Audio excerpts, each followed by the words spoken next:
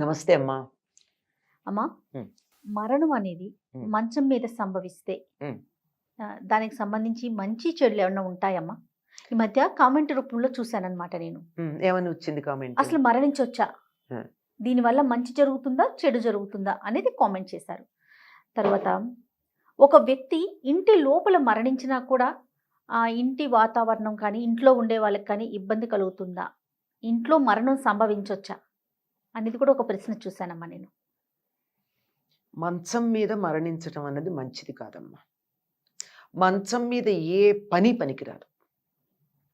పడుకోవడం ఒక్కటి తప్ప ఇంకా ఏ పని మంచం మీద చేయకూడదు. మంచం మీద అన్నం తినకూడదు. మంచం మీద కూర్చొని చదవకూడదు. మంచం మీద కూర్చొని జపాలు, తపాలు అవేమీ చేయకూడదు. ఏ పని కూడా మంచం మీద చేయకూడదు. దేనికి ఏది కేటాయించబడిందో దానికి అది మాత్రమే చెయ్యాలి తప్ప మిగిలింది చేయకూడదు. అంతే కదా? అవునవును. మంచం అన్నది పడుకోవడానికి. అది ఎందుకు పనికిరాదు మిగిలిన వాటికి అంటే ఆ విషయం మనం గమనించాలి. మనిషి శరీరంలో ఎక్కువగా జీవ ప్రక్రియ జరిగేటటువంటి సమయం నిద్రపోయేటప్పుడు మెటాబాలిక్ యాక్టివిటీ జరుగుతుంది.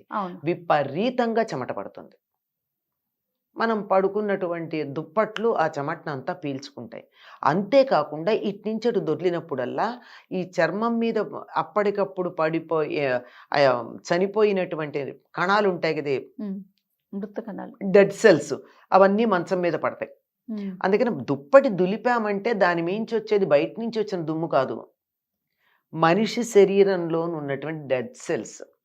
అందుకే ఒక ఏసీ రూమ్లో గాలి ఆడనటువంటి రూమ్లో కూడా ఒక 25 మంది మనుషులు వచ్చి కాసేపు కూర్చుని పెడితే దుమ్ము వస్తుంది చిమ్మితే.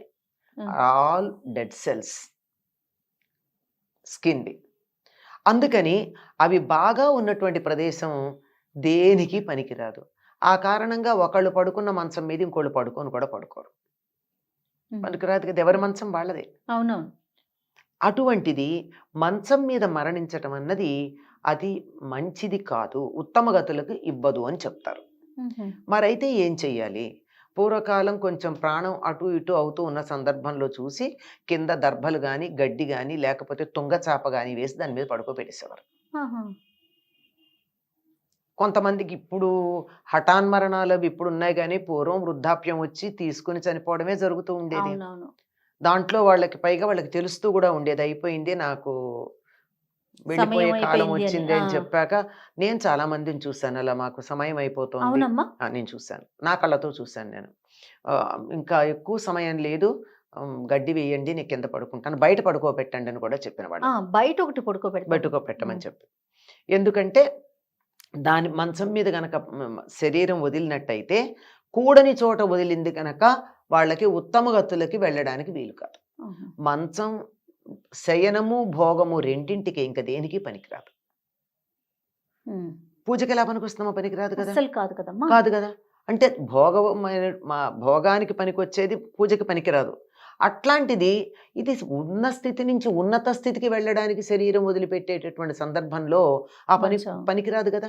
అందువల్ల ఉత్తమ గతులకు వెళ్ళడానికి పనికిరాదు అని చెప్పి, ఉత్తమ గతికి వెళ్ళరు అని చెప్పి కింద పడుకోబెడతారు. కనీసం ఎలా చేస్తారంటే ప్రాణం పోయింది అని అన్నాకన్నా కింద పడుకోబెడతారు. తెలిస్తే ముందే పడుకోబెడతారు, లేదంటే కనీసం ప్రాణం పోయింది అన్నాకన్నా మంచం మీద ఉంచకూడదు. ఒట్టి బట్ట ఉండాలి, గడ్డు. అసలు బట్ట లేకపోయినా గడ్డి మీదనే పడుకోబెట్టాలి. గడ్డు మనకు అప్పటికప్పుడు దర్భాలు దొరకవు. ఒక్క దర్భ ఏదో గ్రహణం కోసం తెచ్చిపెట్టుకుని ఒక దర్భ ఉన్నా వేసి దాన్ని ఆ గడ్డిలో వేసి దాని మీద ఒక ఏదన్నా బట్ట వేసి పడుకోబెట్టడం జరుగుతుంది. అలా చేయాలి. ఎందుకంటే ప్రాణం పోవడం అనేది హఠాత్తుగా ఒక్క క్షణంలో పోదమ్మా, ఒక్క క్షణంలో పోదది, క్రమక్రమంగా పోతుంది. గమనించినట్టయితే శరీరం మామూలు నార్మల్గా ఓల్డ్ ఏజ్తో శరీరంలో శక్తి అయిపోయి ఆయువు అయిపోయి శరీరంలో ఏమాత్రం ఈ ప్రాణాన్ని భరించగలిగినటువంటి స్ట్రెంగ్త్ ఈ శరీరానికి లేకుండా శరీరం వదిలిపెట్టేటప్పుడు ఇంద్రియాలన్నీ ఒక్కటొక్కటి పనిచేయడం మానేసి ఈ మెడనరం దగ్గర కూడా ఇది ఉండదు, ముందర ఇక్కడ ఉంటుంది, ఇక్కడ చూస్తారు ప్రాణం ఉందా లేదా అని. ఇక్కడ కూడా కొట్టుకోకపోయినప్పుడు చీలమండ దగ్గర చూస్తారు నాడి కొట్టుకుంటుందా అని. అక్కడ కూడా కొట్టుకోవడం మానేసిందంటే ఇలా కంటి రెప్ప ఎత్తి చూస్తారు, కనుపాపలో కదలికుందా అని. అది కూడా లేదంటే ఇంక అయిపోయినట్టు. అంచేత ఈ క్రమంలో ఏదైనా, ఇంకా పూర్తిగా పోయినట్టు కాదు కదా, ఈ క్రమంలో ఏదైనా ఒక గుర్తు వచ్చిందంటే వెంటనే కింద పడుకోబెట్టేవారు పూర్వం. ఎందుకని?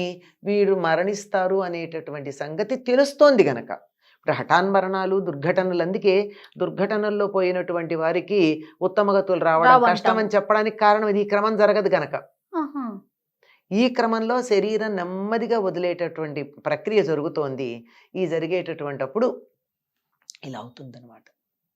అందుకని అది తెలిసి కింద పడుకోబెడతారు. అలా గనక అయినట్టయితే మరి దర్భకి ప్రత్యామ్నాయంగా గడ్డో తుంగచాపో వేస్తారు. కానీ దర్భ అయితే శ్రేష్టం. సహస్ర పరమాదేవి శతమూల శతాంకుర సర్వం హరతు మే పాపం దూర్వా దుస్వప్న నాశిని అని దర్భని గురించి చెప్తారు. సమస్తమైనటువంటి పాపాలు పోగొట్టగలిగినటువంటిది కనుక ఇక్కడ ఉండేటటువంటివి ఏవి కూడా తమతో పట్టుకెళ్లకుండా చాలా వరకు పాపాలన్నీ అక్కడే ప్రక్షాళనం అయిపోయి జీవుడు పైకి వెళ్ళడానికి వీలవుతుందని మంచం మీద మంచం మీద లేకుండా శరీరం వదిలే ఏర్పాటు చేస్తారు. అయ్యో మా నాన్నో మా అమ్మో పెద్దవాళ్ళు ఎవరో ఉంటారు కదా, అయ్యో వాళ్ళని ఇలా చేస్తామా అని చెప్పి కంగారు పడుతూ ఉంటారు. ఎంతంటే ఈ ప్రేమలు మనిషి మీద శవాన్ని ఊరేగిస్తూ గొడుగు పట్టుకుంటారండి ఎండ తగులుతోందని.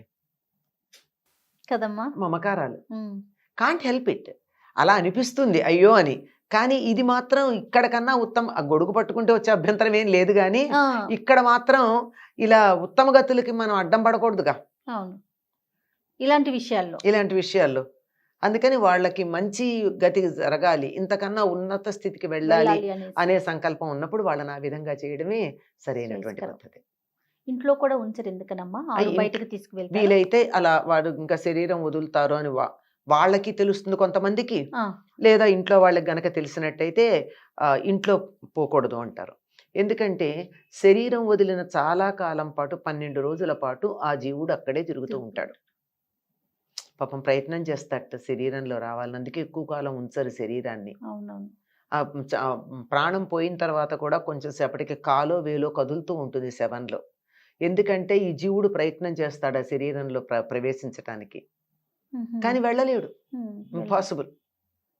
మనం టూత్ పేస్ట్ లోంచి బయటకు వచ్చిన పేస్ట్నే టూత్ పేస్ట్ లోకి, ఆ ట్యూబ్ లోకి ఎక్కించలేము. బయటకు వచ్చిన ప్రాణాన్ని శరీరంలోకి ఎలా పంపగలమమ్మా? అవునమ్మా, నేను బ్యాడ్ ఎగ్జాంపుల్ చెప్పాను కానీ అర్థం కావడం కోసం చెప్పింది అది.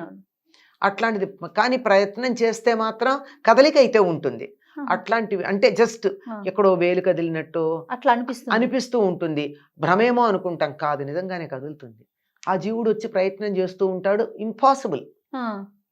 అట్లాంటప్పుడు అక్కడ గనక ఉన్నట్టయితే ఆ చైతన్యం మన చైతన్యంలో కొద్ది డిస్టర్బెన్స్ కలిగించే అవకాశం ఉంది.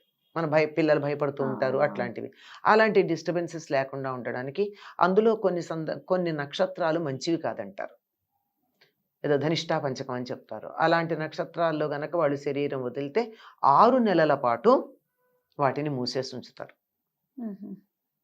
అందుకని అలా మూసేసి ఉంచాల్సిన సందర్భం వస్తుంది గనక ఏ నక్షత్ర సమయంలో పోతారో ఎవరికి తెలుసు. అవును, అందుకని బయట పెట్టడం అన్నది చేస్తారమ్మ, ఇంట్లో ఉంచకుండా. అది ఇంటిని మూసేసి ఉంచాలి, పాడు పెట్టడం కాదు, మూసేసి ఉంచాలి. చాలా తేడా ఉంది రెండింటికి. అవునవును. అదే. నమస్తే. నమస్తే అమ్మా.